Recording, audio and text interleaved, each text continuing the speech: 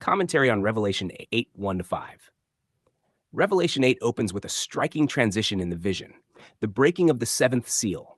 Up to this point, the seals have unfolded progressive judgments tied to covenantal upheaval. With the seventh seal, instead of immediate action, there is silence, an intentional pause that carries deep meaning. Verse 1. Silence in heaven.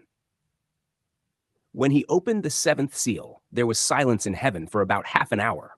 The silence is not emptiness, but fullness, an awe-filled pause.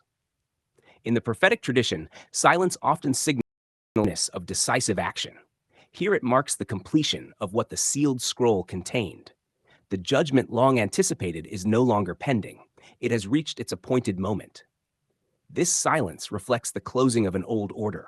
The system centered in the earthly temple, with its sacrifices and rituals, has come to its end. Heaven is not uncertain.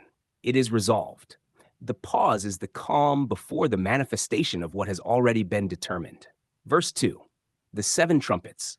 And I saw the seven angels who stand before God, and to them were given seven trumpets. Trumpets in Scripture are covenantal instruments. They announce transitions, whether gathering, warning, or the approach of divine intervention. These trumpets do not introduce something unrelated to the seals. Rather, they unfold the consequences of what has already been established. The emphasis is not on future unpredictability, but on the revealing of a completed purpose. What is about to sound is the public declaration of a reality already secured.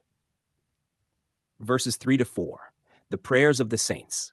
Another angel was given much incense, that he should offer it with the prayers of all the saints upon the golden altar. And the smoke of the incense, with the prayers of the saints, ascended before God. This scene draws directly from temple imagery, but it is now seen from heaven's perspective. The prayers of the saints, those who had long cried out for vindication, are not forgotten. They are gathered, received, and presented. These are not prayers seeking to initiate action, but prayers that are now being answered. The offering of incense signifies acceptance and completion. What had been cried out under the earlier seals is now brought to fulfillment. There is a strong sense that nothing remains unresolved. The prayers have reached their goal. The response is not partial, but complete. Verse 5. Fire cast to the earth. Then the angel took the censer, filled it with fire from the altar, and threw it to the earth. And there were noises, thunderings, lightnings, and an earthquake. The same altar associated with prayer becomes the source of fire cast upon the earth. This is not random destruction. It is covenantal judgment. The imagery echoes earlier prophetic language, where God's presence brings both exposure and the removal of what is obsolete. The earth here is best understood within its covenantal context, the land associated with the old system. The disturbances, thunder, lightning, earthquake, are not merely natural phenomena, but symbolic of the shaking of a world that is passing away. What had stood as the center of religious life is now being dismantled. The fire signifies purification through judgment, clearing the way for what remains unshakable. Summary. Revelation 8 1 to 5 presents not a delay, but a transition from completion to manifestation. The silence marks the finishing of what was decreed. The trumpets announce the unveiling of that finished reality. The prayers of the saints are shown as fulfilled, not pending.